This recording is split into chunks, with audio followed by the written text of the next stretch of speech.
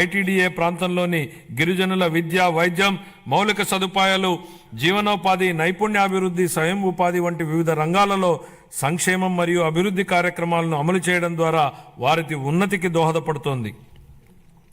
ఇమాంలు, మౌజన్లు గౌరవ వేతనంగా ఇవ్వవలసిన 90 కోట్ల రూపాయలను 1 సంవత్సరం పాటు గత ప్రభుత్వం చెల్లించలేదు.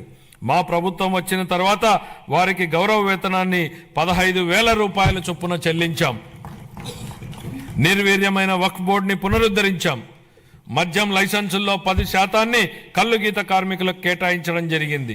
ధూపదీప నైవేద్యాలకు 10,000 మరియు అర్చకులకు కనీస గౌరవ వేతనాన్ని 15,000కు పెంచాం.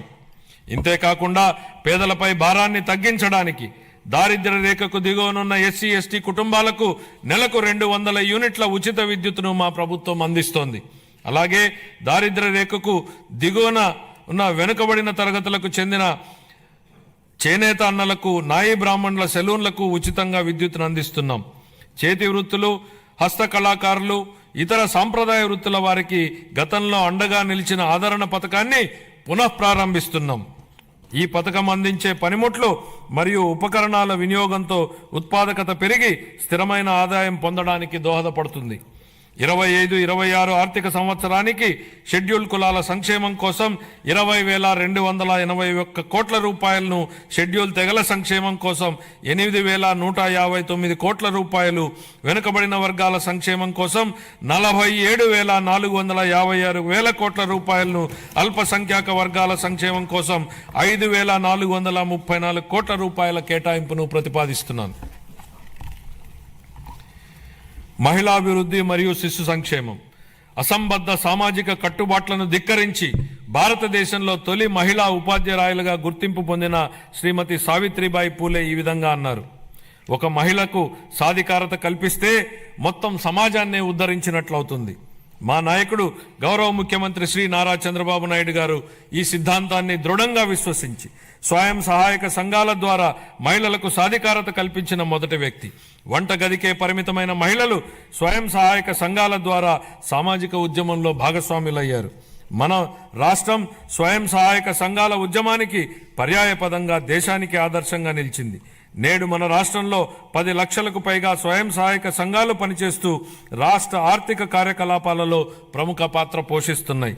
స్వయం సహాయక సంఘాల ద్వారా సాధించిన ఈ సాధికారత ఎంతగా ఉందంటే రాష్ట్ర సంక్షేమ విధానాలను మరియు రాజకీయాలను ప్రభావితం చేసే శక్తిగా డ్వాక్రా వ్యవస్థ రూపొందింది.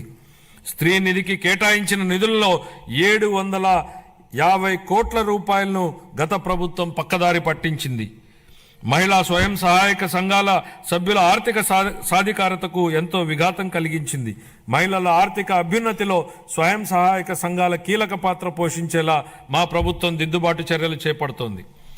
సమగ్ర శిశు అభివృద్ధి పథకం, మిషన్ శక్తి వంటి పథకాల ద్వారా మహిళలు, పిల్లలు మరియు కౌమార దశలో ఉన్న వారికి తగిన పోషకాహారం అందించేందుకు మా ప్రభుత్వం అనేక చర్యలు తీసుకుంటోంది.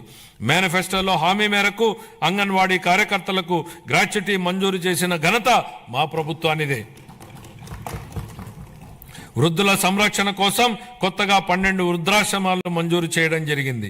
25-26 ఆర్థిక సంవత్సరానికి గాను మహిళలు, పిల్లలు, దివ్యాంగులు మరియు వృద్ధుల సంక్షేమ శాఖకు 4,332 కోట్ల రూపాయల కేటాయింపును ప్రతిపాదిస్తున్నాను.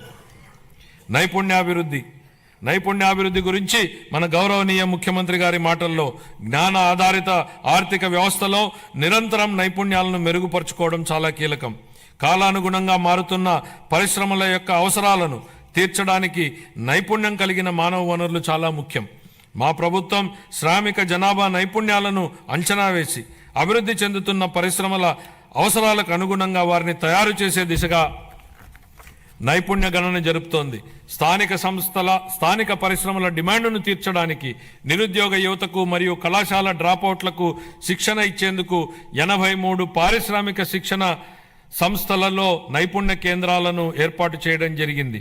ప్రధానమంత్రి జన్ వికాస్ కార్యక్రమం కింద అల్పసంఖ్యాక వర్గాల వారి కోసం ప్రత్యేకంగా 4 కొత్త పారిశ్రామిక శిక్షణ సంస్థలను ఏర్పాటు చేయడానికి ఇప్పటికే ప్రతిపాదనలు చేయడం జరిగింది. 25-26 ఆర్థిక సంవత్సరానికి నైపుణ్యాభివృద్ధి మరియు శిక్షణా శాఖకు 1,228 కోట్ల రూపాయల కేటాయింపును ప్రతిపాదిస్తున్నాను. పాఠశాల విద్య.